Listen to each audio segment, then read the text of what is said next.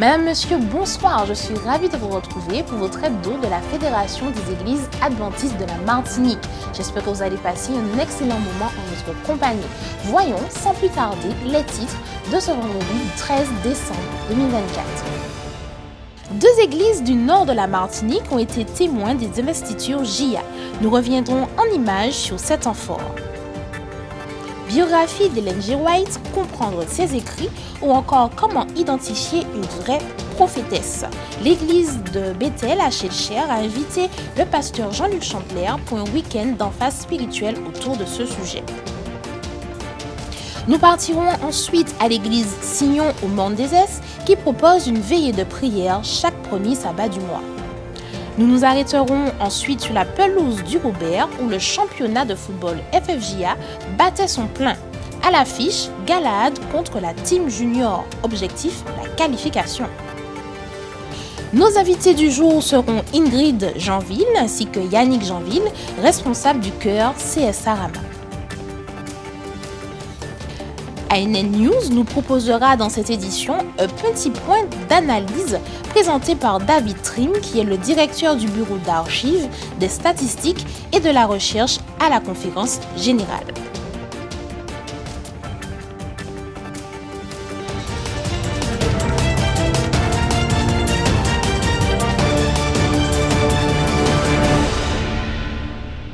Ce samedi 7 décembre avait lieu à Basse-Pointe, église Bethsaïda, et à Sainte-Marie, église Sion, les investitures JIA, cérémonie importante où jeunes et moins jeunes se sont retrouvés pour clôturer une année au club Castor, aventurier ou encore éclaireur. Chacun était heureux de pouvoir passer autour du cou le foulard représentant la validation de leurs classes respectives. Je vous propose de regarder ce reportage d'Espérance Média. Ce samedi 7 décembre 2024, l'église Bethsaïda à Basse-Pointe a tenu sa cérémonie d'investiture des classes des castors, aventuriers, éclaireurs et guides. Un temps fort de la vie éducative spirituelle. Au même moment, à l'église de Sion, à Sainte-Marie, d'autres castors, aventuriers, éclaireurs et guides vivaient à la même cérémonie. L'investiture est bien plus qu'une simple cérémonie. C'est l'aboutissement d'un parcours de formation spirituelle, intellectuelle et sociale. Elle valorise des mois d'apprentissage autour des valeurs chrétiennes, du service communautaire et du développement personnel. Pour ces jeunes, intégrer ces classes est un investissement en temps et en énergie pour développer des compétences attendues, pratiques et relationnelles. Ces étapes de progression, inscrites dans le programme mondial de l'Église adventiste, contribuent aussi à renforcer leur sentiment d'appartenance à une communauté unie autour de valeurs communes. Ces investitures symbolisent également l'engagement des responsables et des parents à accompagner cette génération vers un avenir porteur d'espoir. Chaque insigne reçu représente un palier franchi et une nouvelle étape dans leur croissance personnelle et spirituelle. Depuis plusieurs décennies, la renommée d'Ellen G. White s'est enracinée dans l'histoire du peuple adventiste.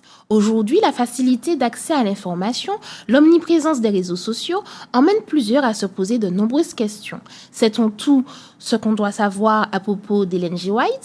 Faut-il adhérer aux nombreuses théories que l'on trouve sur Internet? L'église de Bethel à Shellshire a invité le pasteur Jean-Luc Chandler pour un week-end d'emphase spirituelle. Je vous propose de regarder ces images de l'église de Bethel. À quoi reconnaît-on un vrai prophète? Il y a 4 tests pour reconnaître le vrai prophète. Le premier est évident, c'est que ses enseignements doivent être conformes à la parole de Dieu. Dans le cadre d'un séminaire spécial, le pasteur Chandler nous invite à plonger dans la vie et le ministère d'Ellen G. White, une figure incontournable du mouvement adventiste. Seulement 25 en 1845 est devenue de très loin, la seule dénomination adventiste. Aujourd'hui, 23 millions de membres. Parce que non seulement ce groupe-là a continué à dire il s'est bien passé quelque chose en 1844, non seulement ce groupe-là a continué à étudier la Bible avec ferveur, a continué à croire que Jésus, il revient bientôt. Mais ce groupe-là a été guidé par une petite femme, Ellen Armour White. Et c'est grâce à ce petit bout de femme qui reçoit des visions de Dieu que ce petit groupe ne va pas se décourager, mais qui va se développer jusqu'à devenir cette organisation internationale à travers le monde entier. Née en 1827, Ellen White a été une pionnière et une source d'inspiration pour des millions de croyants à travers le monde. Son ministère, débuté avec une première vision marquante, a non seulement guidé l'Église adventiste, mais aussi marqué l'histoire de la théologie chrétienne. À travers ses voyages, ses écrits et son engagement pour la réforme sanitaire, elle a laissé un héritage puissant. Cependant, elle a également été confrontée à de nombreuses critiques, remettant en question la véracité de ses visions et son rôle prophétique. L'objectif étant d'éclaircir ces malentendus, en encourageant une étude approfondie de ses écrits, tout en renforçant ses connaissances des Saintes Écritures. Chaque premier sabbat du mois, l'église Sion, au Monde des S, propose une veillée de prière avec un sujet précis à chaque rencontre. Nous vous proposons de regarder ce reportage de l'église Sion.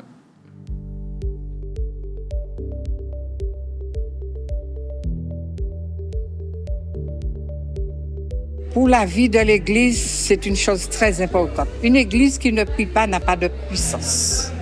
La prière, c'est la force de l'Église, c'est la respiration de chaque être humain. Et si nous voulons vraiment rester debout, il nous faut passer du temps en prière. Nous n'avons pas de force lorsque nous ne prions pas. Nous savons que le diable est déchaîné et que si nous baissons les bras, il aura le dessus sur nous. Et si nous voulons remporter la victoire, c'est dans la prière avec Jésus que nous remporterons la victoire.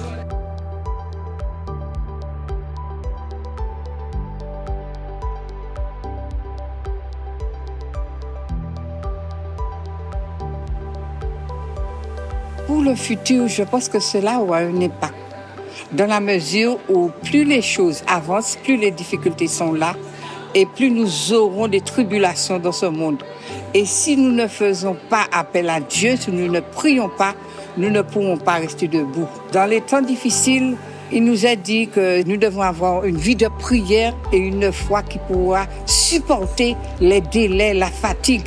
Parce que si nous ne prions pas, il faut savoir que l'ennemi fait rage et que nous serons vraiment, il va essayer de nous détruire comme c'est son projet.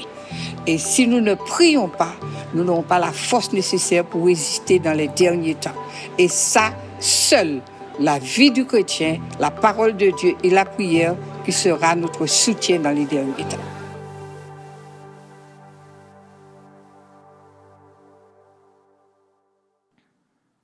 Depuis le 12 octobre 2024, la FFJA organise son traditionnel championnat de football. Cette année, 10 équipes se sont engagées et tentent de se qualifier pour la phase finale du mois de mars. Le championnat est un espace d'expression pour les jeunes de la communauté.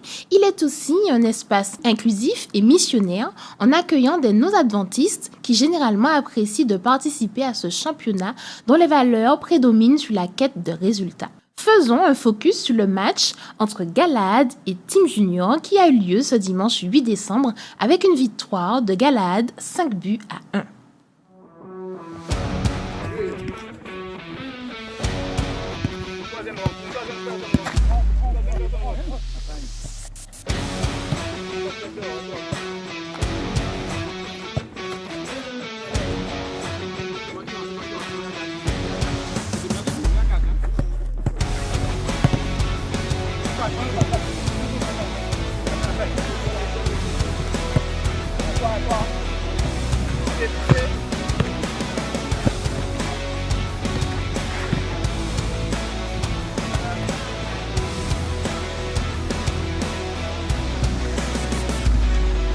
Donc les gars, concentration.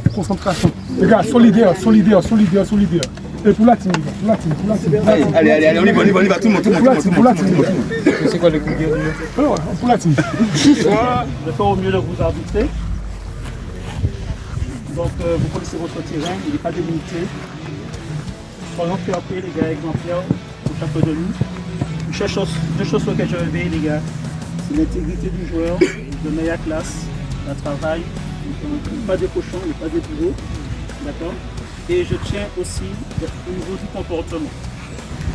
Seigneur, nous te sommes reconnaissants parce que tu nous permets de nous retrouver ici autour de cette rencontre. Que nous puissions refléter ta gloire. Bénis chacun de nous et que nous puissions nous amuser sainement dans le nom de Jésus. ta gloire. Amen. Le capitaine.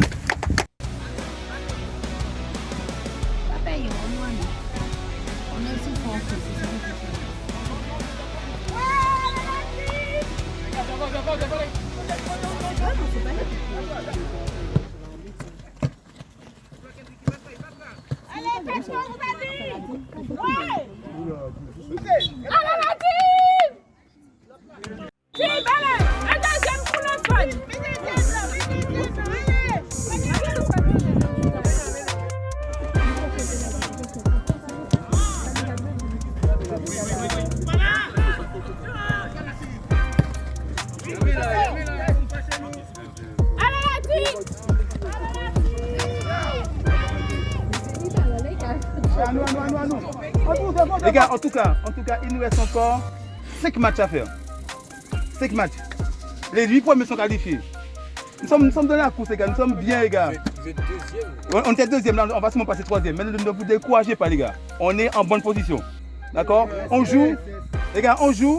Ne vous découragez pas. Ce qui m'intéresse, c'est que tout le monde joue et que pas de blessés. C'est le plus important. On arrive à rivaliser. Les gars, c'est des zéros, ça c'est des becs. Ça va arriver, les gars. On a rivalisé, première mi-temps, deuxième mi-temps.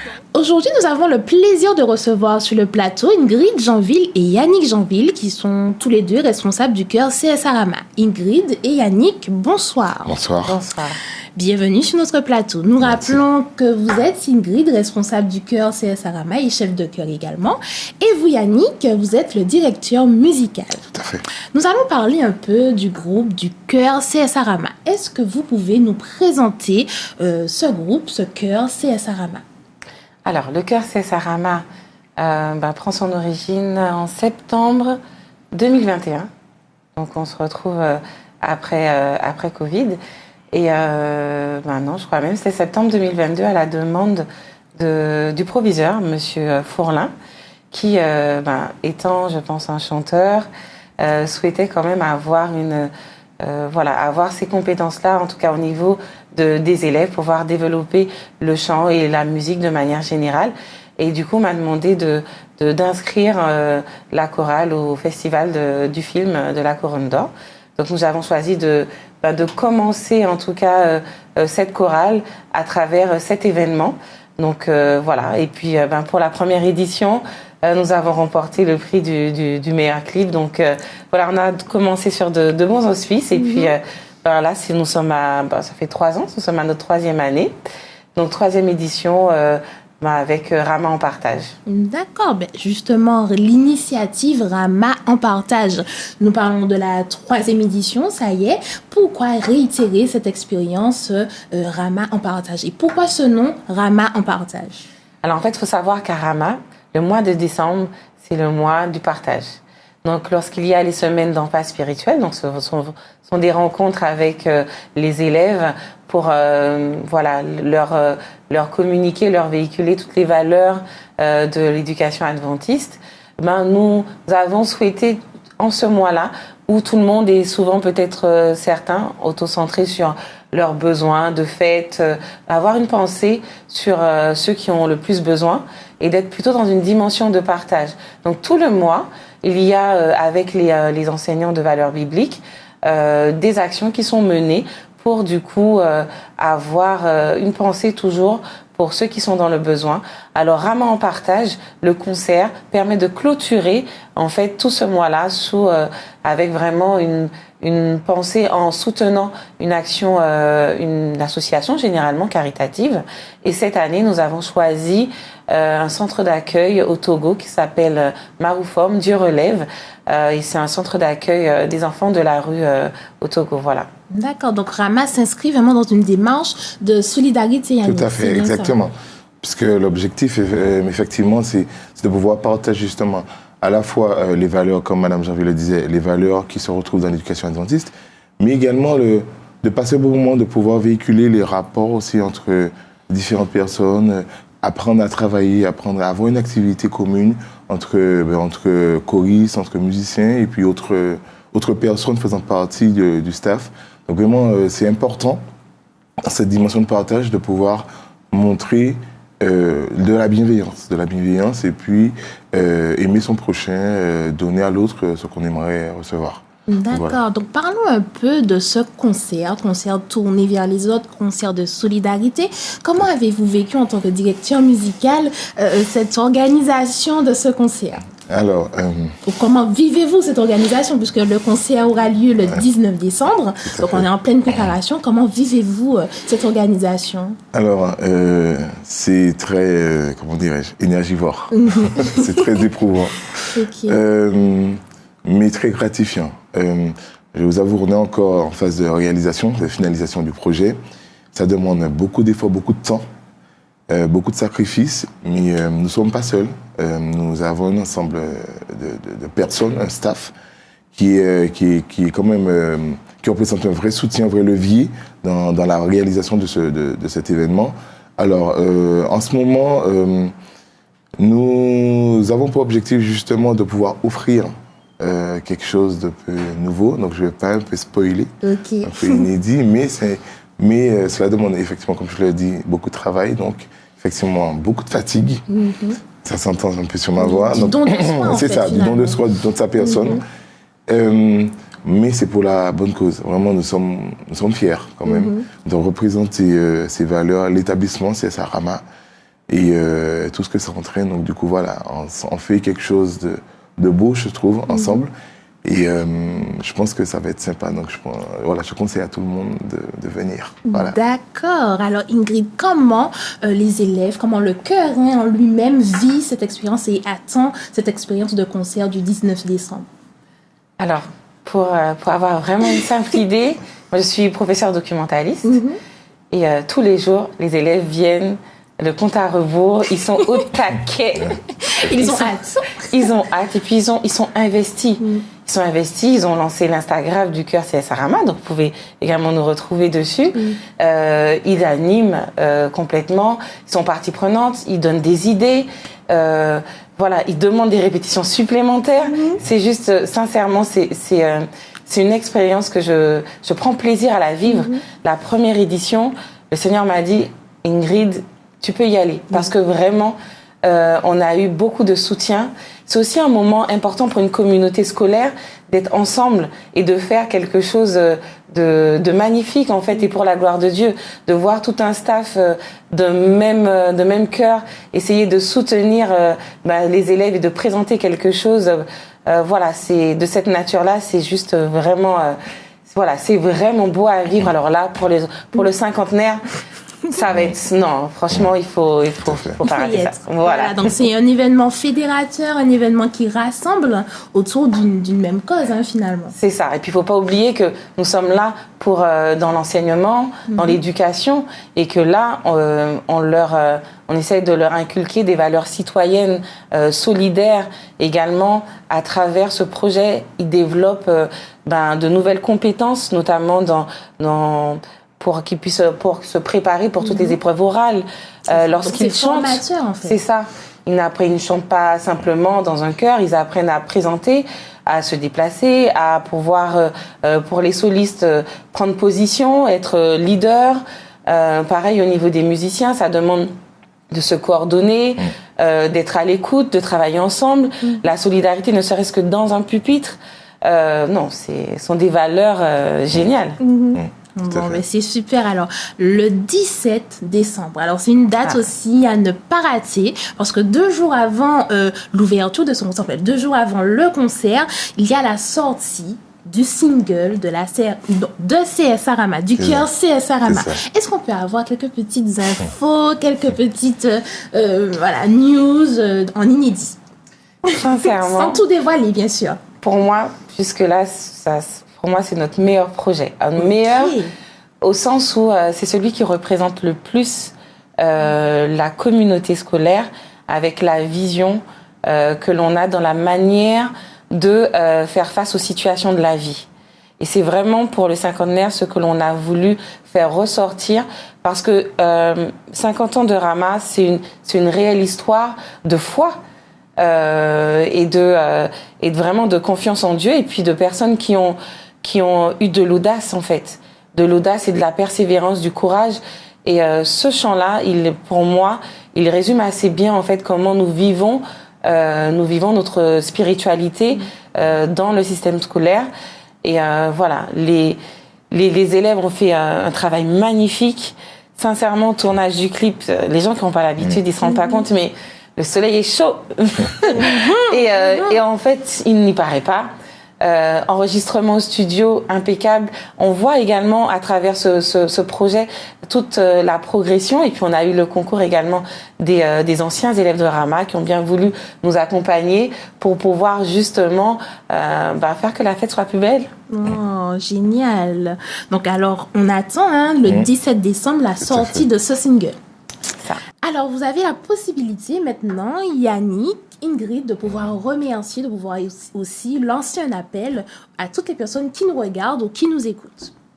Alors, moi, j'ai déjà commencé par remercier la direction de Rama qui a accepté d'investir en fait sur ce projet. Ce n'est pas toutes les écoles qui acceptent de s'engager et à ce niveau-là. Parce que le travail que nous faisons avec les élèves permet concrètement non seulement de réaliser des concerts, mais le concert, ça reste quelque chose qui reste en mémoire, mais là, de pouvoir enrichir en fait le patrimoine musical chrétien à travers tous ces différents projets de création. Donc là, c'est vraiment quelque chose de novateur, en tout cas en Martinique, et vraiment un grand merci à eux de croire en ce projet et de surtout nous donner les moyens de le réaliser. Donc il y a d'autres acteurs qui nous aident à réaliser ce projet. Nous avons également Graphé TV qui va nous aider pour le concert. Également Espérance FM qui est toujours en tout cas au taquet pour nous accompagner, pour faire les promotions et pour nous soutenir, notamment en nous prêtant l'espace pour qu'on puisse du coup réaliser des répétitions.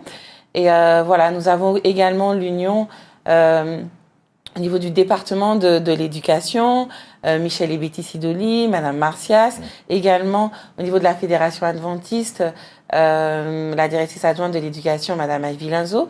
En fait, de manière générale, nous sommes ravis de voir autant de personnes soutenir cette jeunesse. Les parents ne sont pas du tout en reste parce que sans eux, nous n'avons pas d'élèves. Donc, de pouvoir vraiment venir aux répétitions le week-end pour les lycéens parce que il n'y a pas de créneau pour répéter en dehors. C'est juste extraordinaire. Le staff également, ce n'est pas moins de 20-25 personnes qui tournent autour du projet Rama en partage, et puis un personnel un peu plus réduit, donc Madame Verpré, Madame Mélicine, et enfin tous les collègues en fait on est toute une équipe soudée pour faire en sorte que ce projet perdure dans le temps en fait et puisse faire la joie de tout le monde. D'accord. Et vous, Yannick Jeanville? Alors, moi, ça va être plutôt d'ordre technique et logistique. Alors, avant toute chose, je vais quand même remercier les musiciens. C'est un petit groupe de jeunes qui me suit, qui a accepté de me faire confiance, également les parents, depuis à peu près maintenant 2 ans. Aujourd'hui, ils ne sont plus à Rama et pourtant ils participent au concert, donc je trouve que c'est extraordinaire. Donc merci à eux de me faire confiance jusqu'à présent, de me suivre dans cette aventure. Je veux remercier également les nouveaux musiciens, parce que là, il y a de nouveaux musiciens qui ont intégré l'équipe, qui m'accompagnent eux aussi. Alors ce sont des musiciens qui ne sont pas de Rama, mais qui ont accepté de se lancer dans l'aventure. Je trouve ça très bien. Je voulais remercier également alors toute la partie logistique technique. Donc avant tout, Monsieur Chafograc, donc le directeur d'Espérance FM, Média, Espérance Média, qui nous accompagne en termes logistiques, en termes de disposition de studio. Il a vraiment été là à tous les niveaux, très réactif. Donc vraiment, je le remercie beaucoup. Je remercie également les différents prestataires, donc tout ce qui était son, donc Monsieur Charpentier, Monsieur Brown, également au niveau du Parc Floral, Monsieur Martinez, qui a été présent, qui est réactif. Donc du coup, voilà, il y a vraiment autour de ce projet pas mal de personnes à remercier. Et voilà, vraiment, je suis content et je voulais vraiment leur lancer un petit mot. Voilà, merci d'être avec nous et puis sans eux, ça n'aboutirait pas. Donc, exactement. Voilà. Et tous ceux qui veulent contribuer financièrement, parce que oui, vous avez besoin aussi de fonds, pourront le faire lors du concert, Ingrid. C'est ça. Alors déjà, il faut savoir qu'au concert, ce ne sera pas moins environ 110 choristes qui seront là. Alors nous avons 2 parties, donc la première par le chœur CSA Rama, la deuxième par Rama Corporate, qui est une formation spécialement pour l'événement avec des anciens élèves et membres du personnel.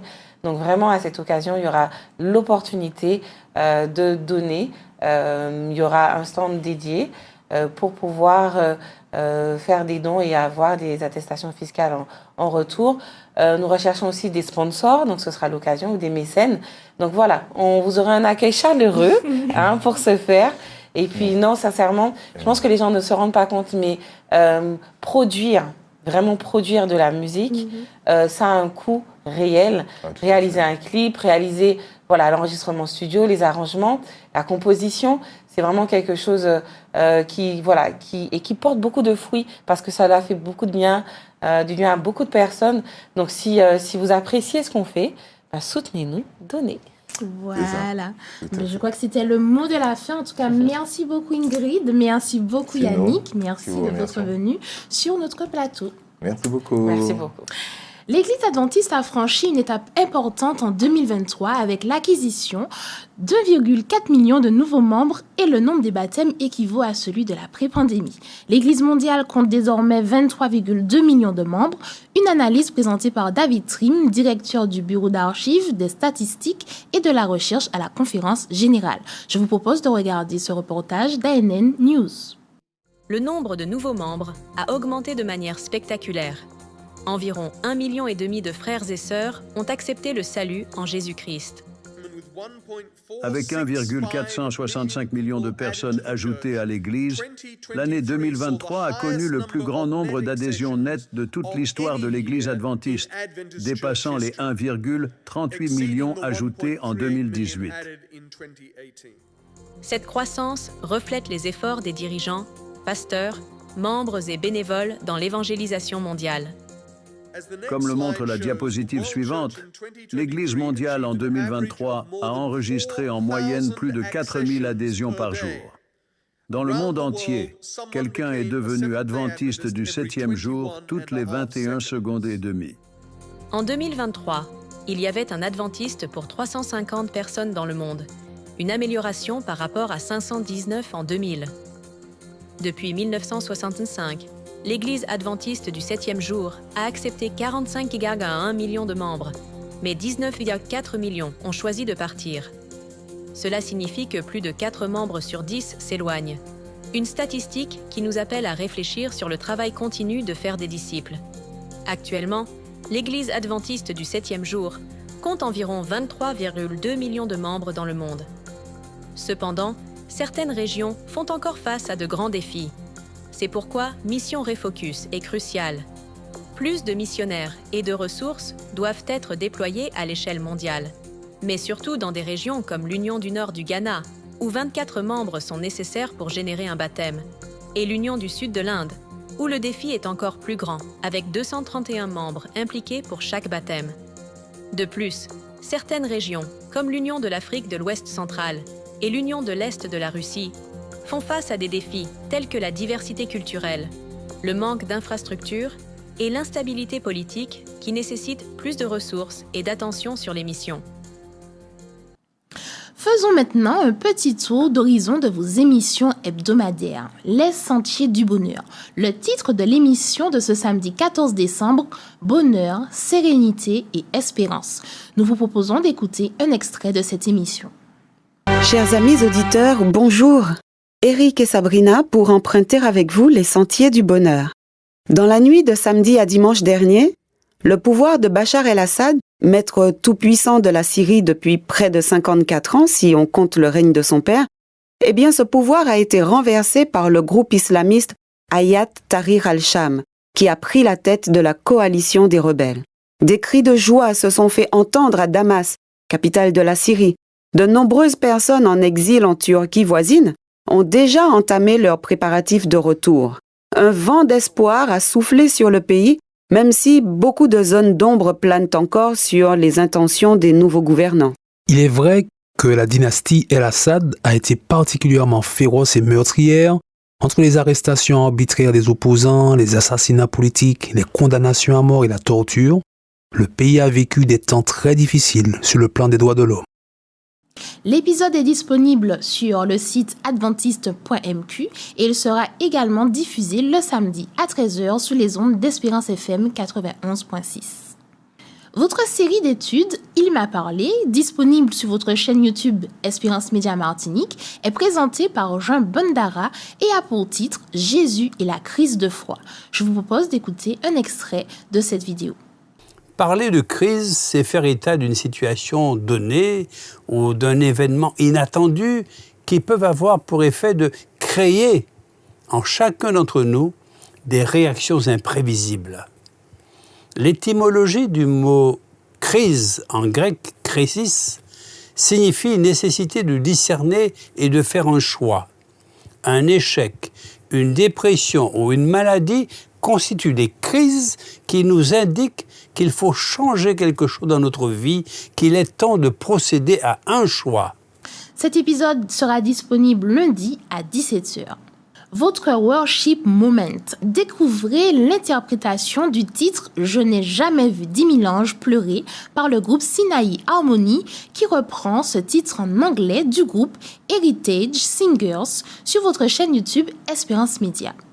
Je n'ai jamais vu 10 000 anges pleurer, mais je suis ce qu'il a fait ce jour en le voyant mourir. Et Dieu tourna la tête, ne pouvant supporter. C'était comme de la pluie quand les 10 000 anges ont pleuré.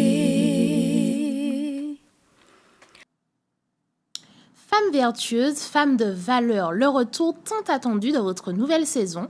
Avec de nouveaux invités, nouveaux décors, je vous propose de regarder un extrait. Virginie, tu as certainement des souvenirs des belles valeurs, et je m'avance sans me gêner, qui ont été développées dans le foyer par ta maman, par ton père. Ah, c'était une famille formidable, des parents formidables qui avaient des principes. Et jusqu'à présent, ma mère nous dit toujours, n'oubliez pas les principes. C'est les principes qui vont vous conduire, qui vont vous tenir debout face à des épreuves, mais même face à la vie de tous les jours. Gardez les principes. Donc, il y avait des principes. Par exemple, le dimanche, il fallait qu'on soit en famille. Alors, je suis pas née adventiste, donc il y avait des westerns, mais même les adventistes, on regardait ça. Donc, il y avait les westerns, il fallait qu'on se lave les cheveux. Donc, la dernière, quand même, est arrivée après. Mais c'était des rituels, et puis c'était le samedi aussi, il fallait aller faire des courses, on allait avec papa. Voilà, il y avait vraiment un cadre de vie qui était merveilleux. Et voilà. Rendez-vous ce samedi à 8h pour un nouvel épisode. Espérance Média est fière de vous présenter une nouvelle émission, Le Fauteuil. Ne manquez pas le premier invité de ce dimanche qui sera Mike. Retrouvez cette émission captivante dans laquelle vous découvrirez des histoires touchantes et inspirantes racontées dans des lieux chargés d'histoire. Regardons un extrait.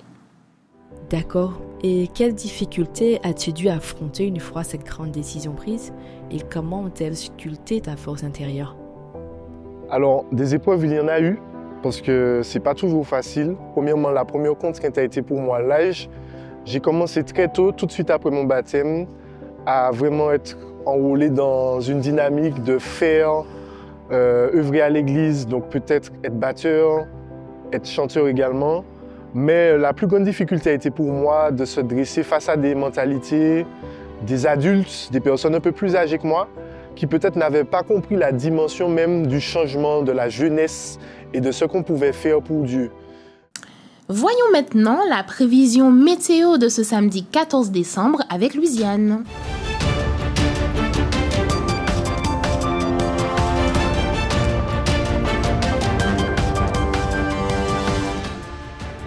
Mesdames, Messieurs, bienvenue dans votre bulletin météorologique. Ce soir, les températures resteront douces autour de 25 degrés. Attendez-vous quand même à un ciel partiellement nuageux accompagné de quelques averses dans la nuit.